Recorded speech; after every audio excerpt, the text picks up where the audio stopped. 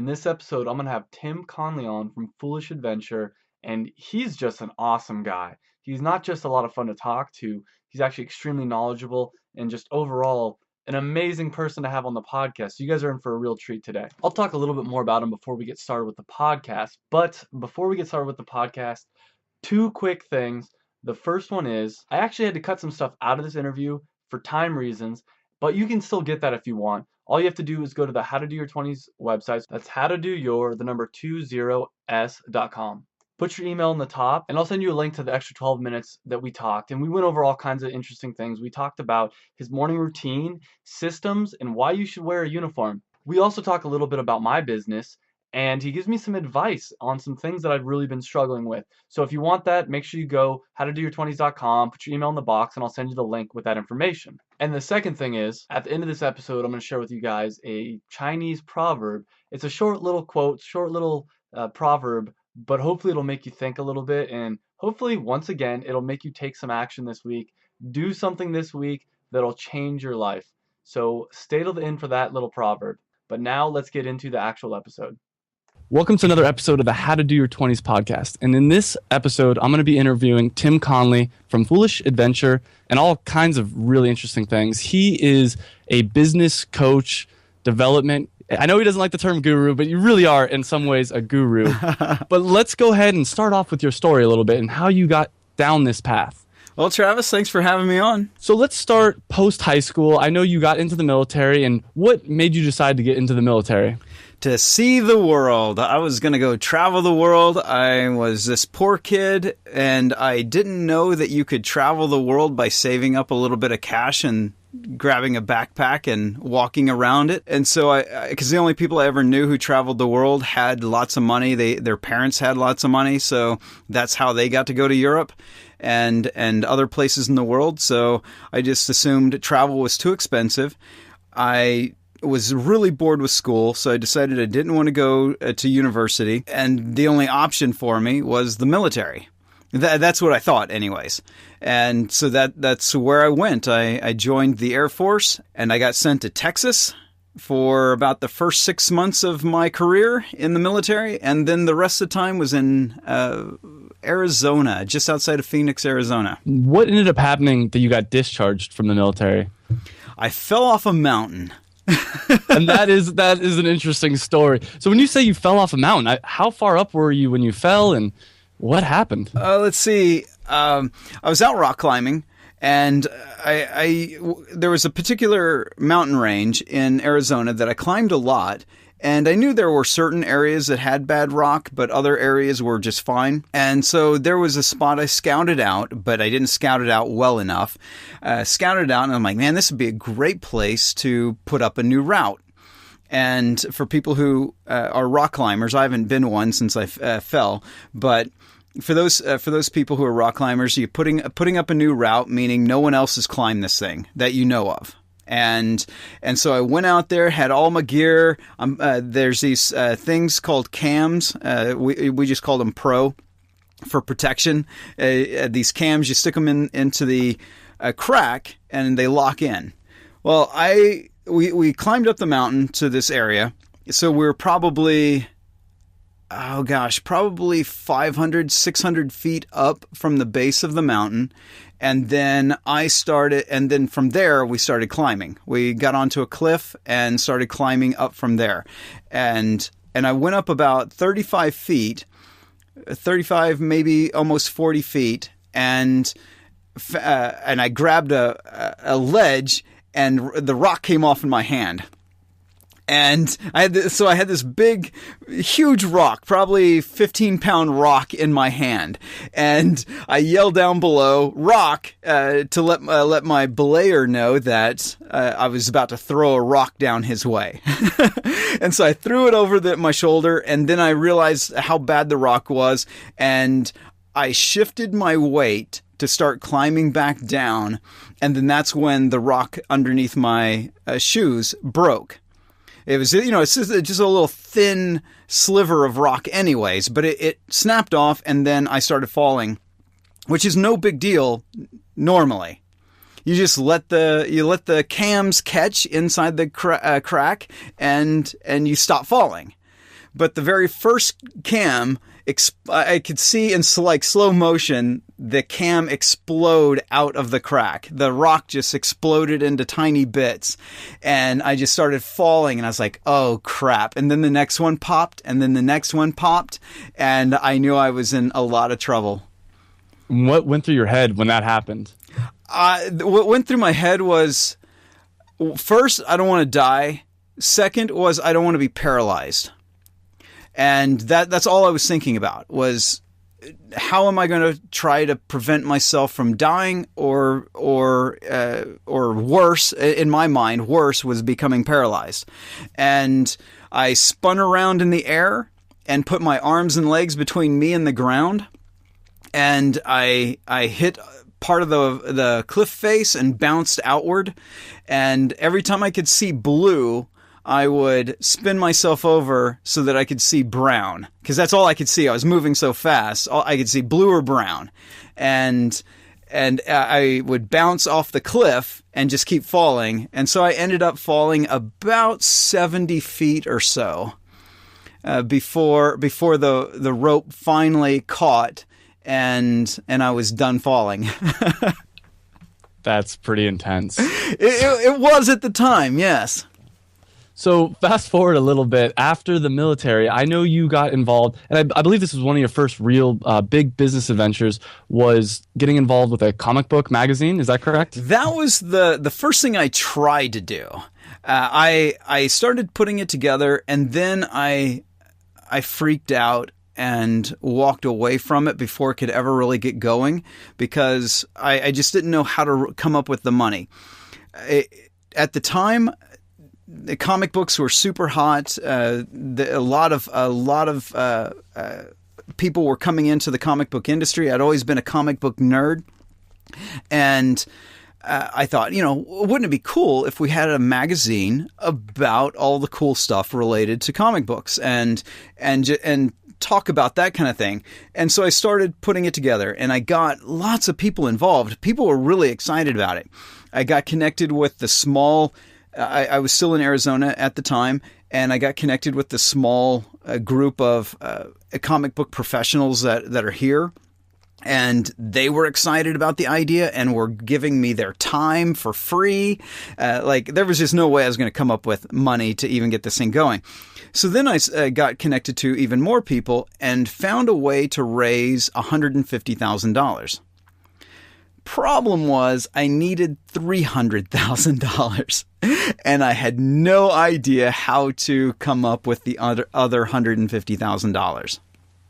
Yeah, no, it's amazing to me in hearing that story that you made the first $150,000, and then the next $150,000. Was there a little bit of self-sabotage in there, or you just really couldn't?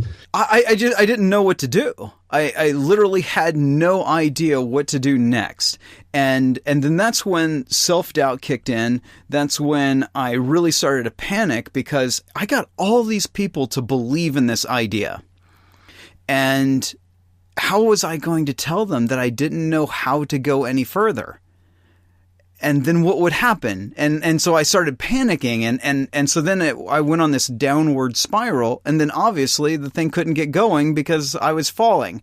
And when I should have been reaching out to all these people who believed in the project, I should reach out and say, how do I raise this $150,000? I got commitments for the first $150,000. I need another $150,000 to get this thing out the door.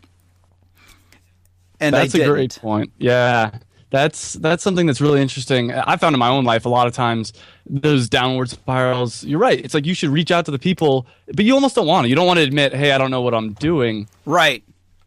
Truth is, most people don't care. Most people want to help you out. Most people want to extend a hand. Yeah, I know that now, but back then, I was 20. I had just turned 23, and I had convinced all these people I knew what I was doing, and I had no clue. I had really no clue as to what I was doing, and then I just eventually shuttered the idea, so it never got going. Okay. And then fast forward a little bit more. I know you started a website that's almost kind of like an Airbnb, but a little bit more rural, if you will. Can you talk a little bit about that? I was in university studying architecture, and my buddy and I, we loved traveling, and we loved going to out of the way places tourists didn't go, which was a fairly rare thing back in the mid-90s for people to go into off-the-beaten track places. So like even if you went to someplace like Sri Lanka, most of the people who went there would hop on a tour bus and go on a guided tour of places. Where we would go there and we would hire a private driver, and we would point to places on the map and say, take us there.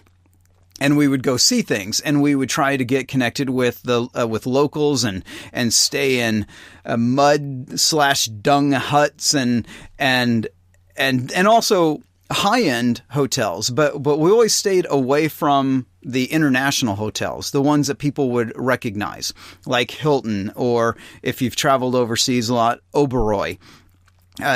Places like that, you know, they're known names, so you know exactly what you're getting when you go into that hotel. But we would go into hotels that were local, and that had been around for a long time, some that were even in colonial buildings and stuff. And we would experience a different way of a different luxury in the local area. And we thought, hey, wouldn't this be great if we got other people to do this too? And what would be even better is we got paid to be able to go travel like this. Right? So let's do this tour thing. And at that time, so by say 1998, the internet was booming, and there were all these dudes our age getting rich off of an idea they wrote on a napkin. And we were like, man, we can write on a napkin too, so we're going to be millionaires. That was the idea. And then we set about building this .com business, and again, that was a case of not having any clue as to what I was doing and just hustling anyways. And by that time, I knew how to code a website. I developed our website. My partner, he was out getting the guides, and so we had like 9 committed guides to about 12 different locations in the world. And then we had one problem. And my job, beyond just designing the site, was also to raise money. And the problem that we ran into was not the raising of money. It wasn't the site. It wasn't the guides. It was the customers. There was this pesky little problem called customers that needed to pay us money for this thing to work. Yeah. And we didn't get any customers.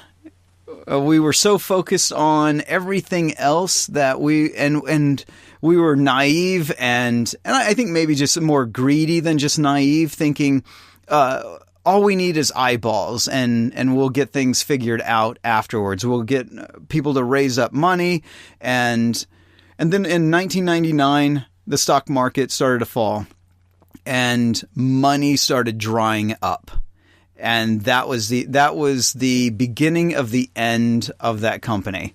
And that put me into a free fall where I finally realized that I couldn't just be a slacker, that I actually had to have some real skills that I could put to work in a business if I was ever going to gain the freedom that a business could give me. And I've heard you describe your life as kind of peaks and valleys. And it sounds like we've heard a couple of the valleys. What's your advice to people in those really tough times? Anything that you'd tell yourself if you could go back, or someone in a similar situation? Reach out to possible mentors. They may say no, but that's okay. But the big thing is to reach out. The one thing that I had a habit of doing was just retrenching, pulling back, because I was so embarrassed. I was so embarrassed about not knowing what I didn't know, and that was damaging. When you're ignorant of something, there's no shame in that. The shame is when you don't actually ask people for the help. That's where the real shame is, because it's going to put you on a downward spiral that is horrible. It's a horrible thing to have to go through, and then when you hit that bottom, the nice thing is that it's only up from there. Yes, that's absolutely true. And before we move on, I kind of want to talk about what you'd consider one of your first really big peaks, one of your first really big successful times in your life, if you will. Well, it was a little bit of a mix. So I would say the best ones were really the smaller peaks. Was when I started learning how to get customers, and I started getting paid for the knowledge that I had in my head. And because I was a designer, I was still doing websites. I was hustling. I was learning how to write direct response copy, and then I would run out and sell it to a friend, and I would write their ad for them. And that, I think that was, I don't know if you can really call it a peak, but it was that climb. The climb was always more exciting to me than the peaks. Yeah, I think, and you've talked about this a little bit, I think when you do kind of get to a peak, and I had one where I had a job, it was a corporate job, and at the time, that's all I really knew, and I was making lots of money, so I was kind of peaking in the sense of like, oh, I've got all this money, I'm quote unquote successful, but then I start spending money on stupid things, and I just started feeling like, what's the purpose of this? And that's kind of what led me to the path of where I am now, where I have my own online business and freedom, and my time income mobility, as we'll get to in the next thing. And you're 100% right. It's that climb up. You feel like, oh, I'm doing something with my life. I love that. What's worse is when people get addicted to the struggle. So what you were talking about was what I call lifestyle creep. So you start making more money, so you start spending more money. Why? Because society tells you that the successful have lots of nice things. So to be successful, you too must have lots of nice things, instead of having lots of nice George Washingtons in the bank, right? That's what you really need is having the money in the bank and not a new car, especially like a luxury car. You don't need it. And when you're driving around in a luxury car, it only feels awesome for the first couple of weeks. After that, it's another vehicle that gets you from point A to point B, and it doesn't make you any cooler. Yeah. Unfortunately, the commercials aren't true. They do not make you cooler. People don't actually care that you roll up in a Range Rover. They don't. And I think a lot of times with that kind of stuff, you feel it for the first day or two. You're like, oh, yeah, I just bought this new thing. It's really awesome. It fills that void. And then it quickly diminishes. And then it's almost worse than when you got it. Well, yeah, because then you start regretting the fact that you spent this money that could have been used for something more important in your life, something that you really wanted. And I did that. I got on that treadmill myself, where I would buy something and then I'd have to work harder, and then I wouldn't get to do what I really wanted, which was travel. So I went through a period of time where I didn't travel much. Why? Because I was so busy working to pay for all the crap I was buying. And why was I working so? And I bought the crap because that's what I was supposed to do. And so then I just had me work even harder. and that was something that I didn't really like. And I found in the years that I've been consulting with hundreds of entrepreneurs is that they're addicted to that struggle too. That lifestyle creep kicks in, and then they get on this treadmill of constantly working. They and almost every one of them, when I ask them, well, why'd you start your business? To be free. I wanted to be my own boss, which is a version of freedom. I wanted to be able to decide when and where I worked and all this stuff. And I'm like, do you have a life even remotely close to that? They're like, no, it was, my life is worse now than when I had a 40-hour-a-week job. And in some cases, a lot of these people had been working for years, and their net income was less than when they worked at a job. But they worked 10 times harder than they ever did at a job.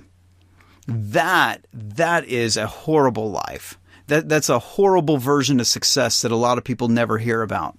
That leads us really well, actually, into the framework that you've set up that you call TIM, I'm assuming after yourself. Yeah, that's me being clever. And it stands for time, income, and mobility. And so I want to talk a little bit about that, how you came up with this idea and why it's important. I like to think in certain kinds of frameworks, and these are macro freedoms. And they've always existed. I just try to figure out a clever way of naming them. So having control of your time, you're free. If you have 100% control of your time, you're free. Well, in our modern society, if you don't have income, it doesn't really matter how free you are. You got a crappy life.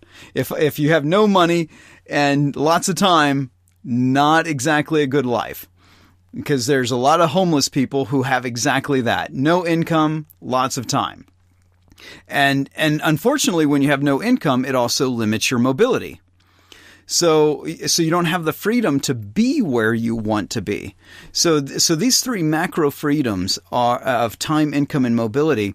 When you get a balance of them, because you'll never have 100% of any of them. They're a balance between the three. You will trade some time for some income. You'll trade some income for some mobility. You'll trade some mobility for some additional time, or even trade some mobility for some income. But the current model that employees have is that they trade their time and their mobility for income. That's horrible. That's a horrible situation to be in, where you're giving up two things for one. And another side of that comes about having, I think the key is in the income, not how much it is, but the way it's made. So if you have to show up at a building, and this goes for entrepreneurs too, not just employees. If you have to show up at a particular place and even a particular time to be able to earn your income, you are not free. So I know lots of entrepreneurs that they've set up their lives where they have to show up to their office Monday through Friday, just like an employee does. And they because they thought it would give them freedom, and then they find that what they did is they traded away everything. But if you can actually have your income be non-geographically derived, that was my very first way of thinking about it, was that it's not made in a particular location. It can be made anywhere. Then it opens up so many choices that the average person has never had and does not know anyone who's ever had it.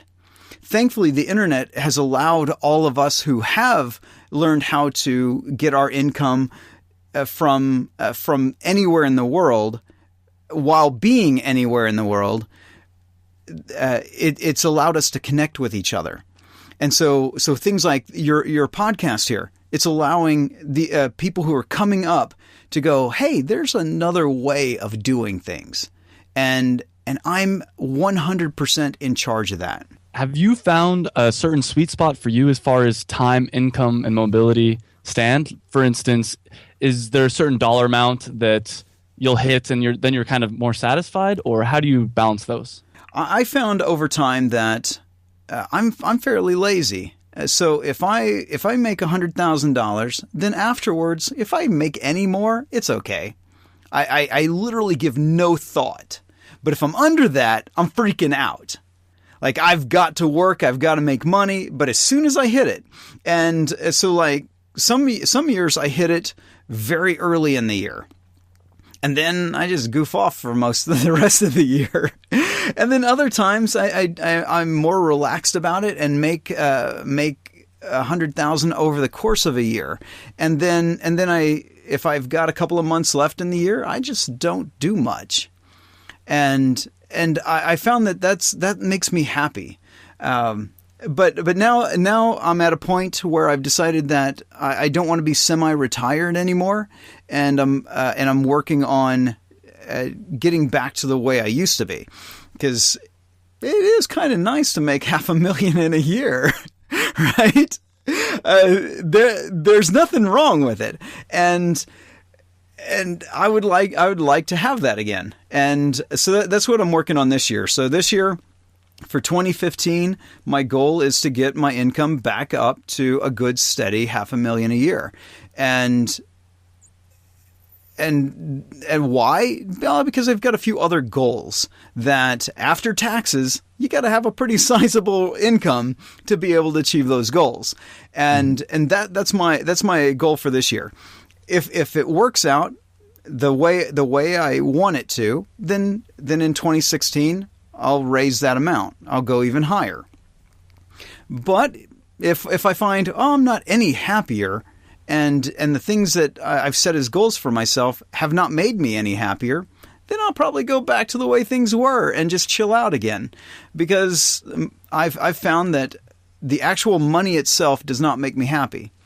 It's the climb, it's the drive to achieve something cool is what actually makes me happy. So the dollar figure I've set for myself is nothing more than a goalpost. Mm-hmm. Did I make it there or not? It's a measuring system and not an actual happiness system. So it sounded like you had some goals that were kind of, other than making the $500,000, there's a reason you want to make that $500,000. What are those goals? So those goals are specific things that I want to do travel-wise. So I don't calculate how much money I spend, but typically when I travel, I only spend maybe $5,000 or so a month while I'm traveling, which is for back when I was a punk kid, that would have been amazing. Yes. But now it's just like that's kind of a minimum. But there's a few other things I want to do where I'd like to go out into some really rural areas. Like in China, I wouldn't mind going out to Mongolia. So I want to be able to hire a truck, drivers, things like that. There's a lot of different things that I want to do that I haven't done before, and I don't know exactly how much they're going to cost. But then I also have investment goals where I want to put certain amounts of money away faster than the track that I'm on. So that's more of I think seeing my mortality and looking at, well, when I'm 80, so in about 40 more years, what's my life going to be like? And how about I start planning for that now instead of being like when I was in my 20s and planning for Friday. A lot of the listeners still are in that corporate job. They're still on the very traditional path. And what path would you recommend if they're ready to take that jump into getting more of their time, income, and mobility? Would you recommend more of a freelancing route, more of a trying to start your own business? For me, I can't do two things at the same time. So I'm either working a job or I'm in my business. I wasn't the kind of person who could do them both.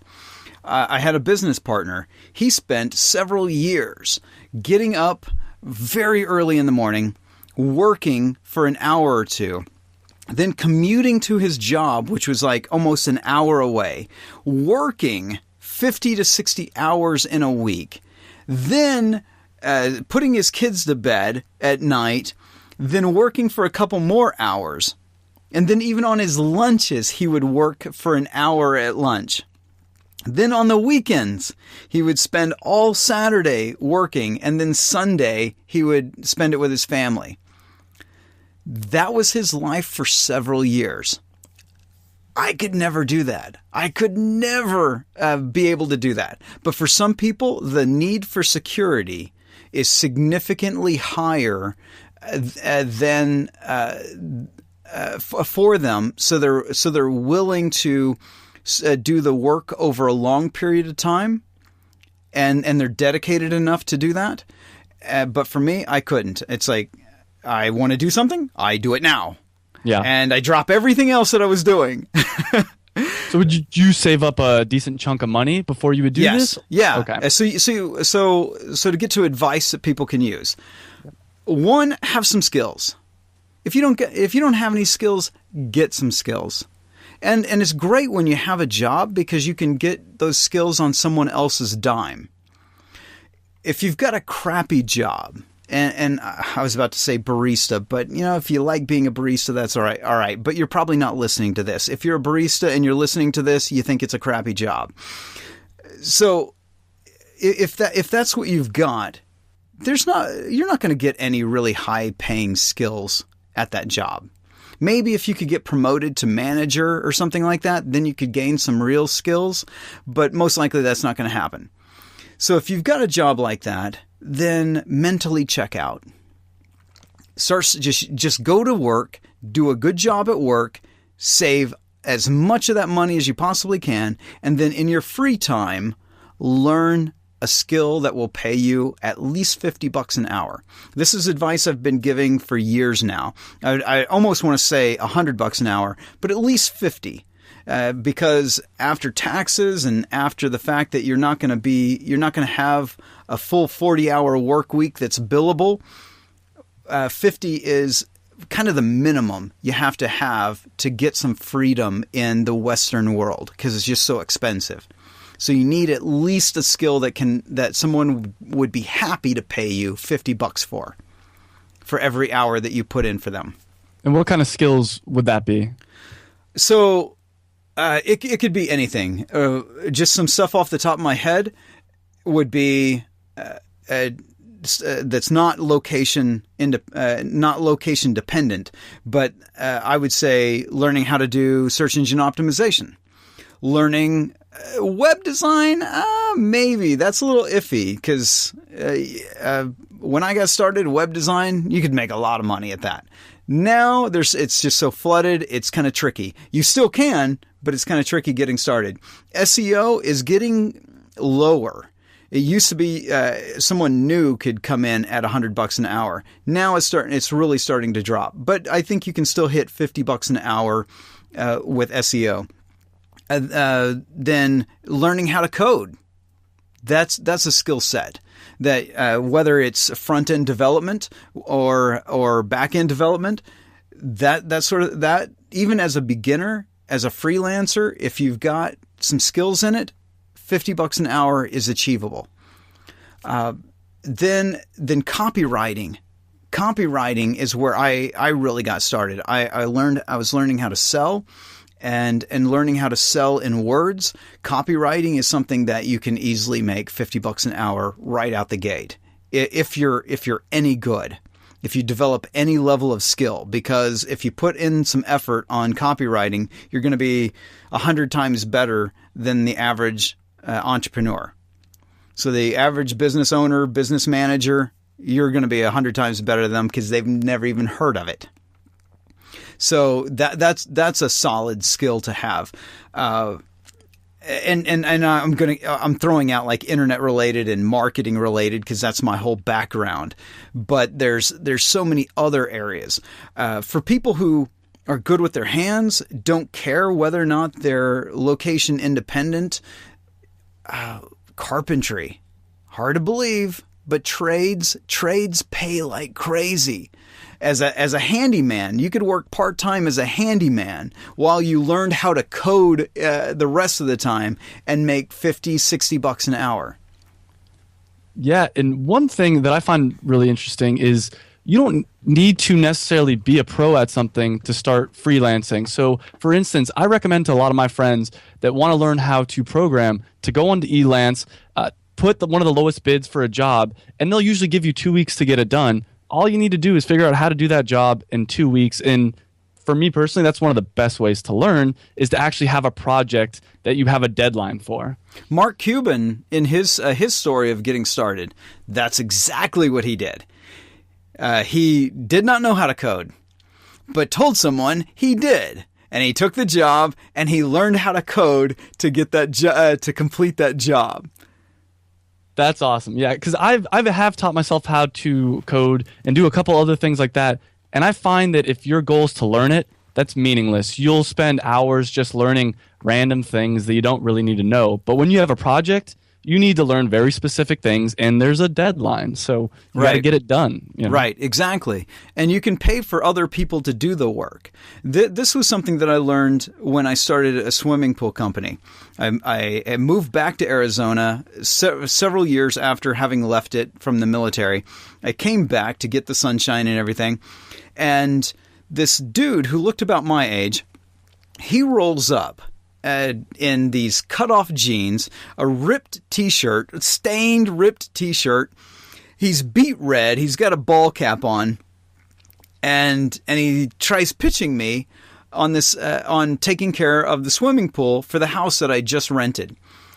And I'd never owned a swimming pool. I didn't know what I knew they had water and you swam in them. That's all I knew about them. I didn't know how they operated. I didn't know how they stayed clean. Nothing. And I'm like, sure, okay, I'll pay you. And he tells me, and I'm so curious about everybody's business and how business works. I start chatting with the guy.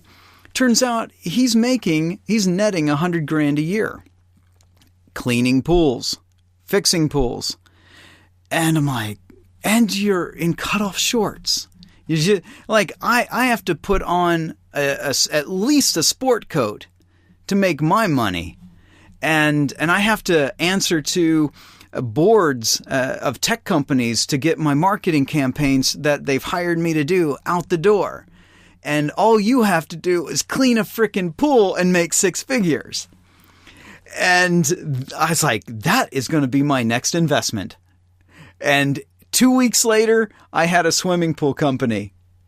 I knew nothing about swimming pools, but I knew that this was going to be a fantastic investment.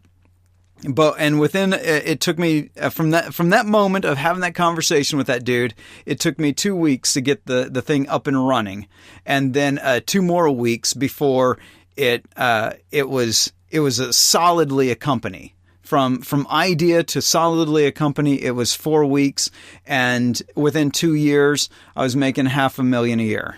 That actually kind of leads me to one of my favorite quotes of yours, and that's, if you can take care of the what and the why, the how, it'll come to you. It's obvious. The knowledge is, out there, like we were saying earlier. It's the easy part. Yeah. I think a lot of young entrepreneurs and people trying to get into this, they get so caught up on the how, but I've learned more off the internet for free than the, 100,000 whatever my college education was. The answers are out there. All you have to do is know what you want to do and why you want to do it, and you'll have that fuel to be able to find it out. Exactly. If your why and your what are not strong enough, you will not do what is necessary to gain the how. You just won't. And I guess another way of phrasing that is persistence. Most people are not persistent. When I used to do the Foolish Adventure Show, I did that for 4 years, and I had so many people who constantly asked me, well, how do I do this? You just asked me a question that I can find the answer to on Google according to Google, in point something seconds. I can find the answer to. So the how is, as you said, it's freely available. So easy to get that it takes less than a second for Google to give it to you, yet you're still not doing it. That means you have no why. You have no what. So if you have a why of, my why is I need to make $50,000 a year just to have a decent life in the United States, then that's an okay why. But then, well, what are you going to do to get it? And most people are thinking, well, if you just tell me how to do SEO, then I'll figure out the what. The what of running an SEO company. Well, no, you've got to figure out that first. You've got to figure out the why and then the what, and then how is super easy. So what are some other common problems you see with people that are still kind of stuck in the traditional path, looking to make the leap that haven't yet made the leap? They're asking people's permission to make the leap, and no one will ever give you permission to leap. And as long as you're going around asking for people's ideas about you becoming free, they will keep you locked in chains. I know more of your specialty has to deal with having existing businesses and kind of getting them to the next level. So what kind of questions do you ask for someone who, let's say, does have an existing business, is somewhat successful, but is looking to take it to that next level? With all my clients, I work with companies that are in operation that they have at least a small team, because some of the stuff that I want to do with people is get them moving so much faster. If you don't have a team, it's hard to ramp up. It's really hard to go fast. So, but the advice is applicable to just someone all by themselves. It just takes longer. The first thing I do is find out where they're wasting their time. And in some cases, this is something as pedantic as they're doing administrative work. Why are you filing papers? Mm-hmm. Right? You just spent a half hour filing papers. Why do you even have paper today? But the fact that you personally filed it. Okay? Why did that happen?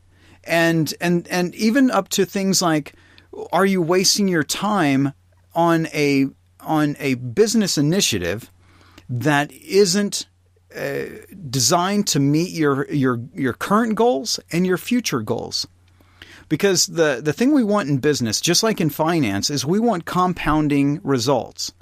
And if you are doing project A over here and project B over here and then project Z over here, A and B add up to C, but Z is just off there in the distance, and it will never benefit the rest of the company. Mm-hmm. So why are you doing it? Unless it's a clear area of innovation, it's most likely, which is almost never the case. It's almost always, well, it was a cool idea, so we just did it, and we didn't actually evaluate how it fit into our future. We just thought it would be cool. It's the simple stuff all the way to the more complex things. You have to figure out, am I wasting my time with this? Am I wasting my team's time with this? What in our business can we eliminate? Mm-hmm. Then after we can figure out what we eliminate, the next thing is to see, well, what can we systemize? And everybody hires me. They want me to get them more customers. Every single one of them. And I look at their business and I say, oh man, if we don't fix the shit you got going on in your business, if I put more customers into this company, those customers are going to be unhappy because you're going to deliver a crap product, you're going to deliver crap service, whatever it is. We've got to fix it. So we have to go through these stages, and then we can work on fixing your marketing. We can work on fixing your sales processes. Because we get the foundation built, then you can just flood it with customers. And then once you start pushing customers into that system, now you've got to go back through and reevaluate the system to see what needs to be fixed, because we may have tentatively in our mind figured out, well, this system we think it can handle 100 customers. So we put 80 in and we start finding that there's cracks. Well, we better fix it because we'll never get to 100 with these cracks, which means we'll never get above 100. And then when you hit 100, and you'll see some other things that need to be fixed for you to get to 200, right? So that if you're going to scale a business, you've got to continually go back to the foundation and fix the cracks, because they always form. And that's what I do with a company, is going through all the boring stuff that they don't want to cover. They want the exciting stuff like advertising and sales. Let's increase our sales, when they don't even have a business that could handle any more customers. One of the things that I've been working on a lot lately in the last couple of years, taking these people who did startups, they founded a company and now they're stuck. They're starting to plateau because they're still in hustler mode. Let's just throw stuff together and keep throwing customers at it, and we'll figure it out as we go. And eventually that causes stagnation. It causes so many complexities that some of these companies just fully implode. And you don't want that to happen. So I've been working with people to go from hustler to executive. A lot of entrepreneurs hate that word executive. They're against it. But it's like, you have to become one. If you ever want to have a successful company, you've got to stop being a hustler, the guy who put the company together, the founder, and become the executive of your company and not just its founder. Absolutely. For our listeners listening currently, if they had $100 they wanted to spend to improve their life, and you can interpret that however you want, how would you recommend they spend that $100? Oh man, I hate questions like that because there's so many places to put that $100. If you're overweight, put it on getting in shape, okay? Or even if you're not overweight, just out of shape, get healthy. First thing you have to do is get healthy. If you're not, get healthy, because you can't really make very good money and be sickly. If you are in good health, then improve your mind. Spend $100 to learn something, either a single thing or multiple things. The great thing with $100 is it can go a long way to getting you. You could get minimally 10 ebooks off of Amazon, possibly 20 for $100. And you could pick it in multiple areas, from philosophy to mathematics to computer science. You could health. A broad range of necessary life skills you could spend that $100 on. Any specific books you'd recommend? I always recommend this book, and I recommend it to everyone, even non-entrepreneurs. And it's a book by J. Abraham called "Getting Everything You Can Out of All That You've Got." Read Never heard of it. Read it. I recommend that book to everyone. It's an easy read. It's super fast, but it will open your mind to the fact that you have more resources at your disposal than you ever believed you ever had. That's on my next book to read list. Thank you. Tim, thank you so much for coming on. Any last advice you'd like to give the listeners? Don't listen to anything I said today. Right? I want you to go out and figure it out on your own. The stuff I've said, it might resonate with you but the main thing is test it. I don't know what I'm talking about. No one else does. No one else on this planet actually has a clue what they're doing. They're figuring it out every single day, just like you are. So go out there, take that leadership role, step in front of everyone else, and test these ideas. Test that morning routine. Test learning something. Test gaining a skill. And then after you've done all that, then you can decide whether or not I said anything was worthwhile. I appreciate that. And where would you recommend people go to find out more about you? Just timconley.co, TIMCONLEY.co. That's my personal site. Basically, everything else that I do is linked from there. And if you search my name, you'll find me in about 1 million places. Perfect. So go to that one spot. Perfect. Tim, thank you so much for coming on. I really appreciate it. Thanks for having me. Thank you guys so much for listening. If you want to hear more of my conversation with Tim, then make sure you go to howtodoyour20s.com. That's the number 20s.com. Put your email in the box at the top, and I'll send you a link with the extra 12 minutes that I'd spent talking with Tim. And once again, we went over his morning routine. We went over some things about my business. We also talked about systems, why you should wear a uniform. And he had some really interesting things to say about all those topics. So make sure you go get that. The next thing too is follow me on Twitter, or you can like the Facebook. And the Facebook is facebook.com/howtodoyour20s. And on Twitter, just find me under Travis Mars. And that's Travis, MARZ, as in zebra. And if you like the show, make sure you share it with friends. Make sure you like it on iTunes, do a review, all that kind of fun stuff. Once again, I really appreciate you guys listening, and I will have a new episode out for you next Monday. Hey guys, I hope you enjoyed that video, and if you did, make sure you hit the big red subscribe button down below. You can also check me out on Facebook and on Twitter, and I release a new video every Monday, and by hitting that subscribe button, you'll get those new videos every Monday. And this is really a podcast. It's also a website. You can check out the website. It's howtodoyour20s.com. I'll put a link right over here as well. And what it's all about is trying to improve your life. And we specifically focus on things that people in their 20s are interested in. So make sure you like the video if you liked it, subscribe, like us on Facebook and Twitter, whatever. But I hope you enjoyed the video, and I hope to see you again on another video.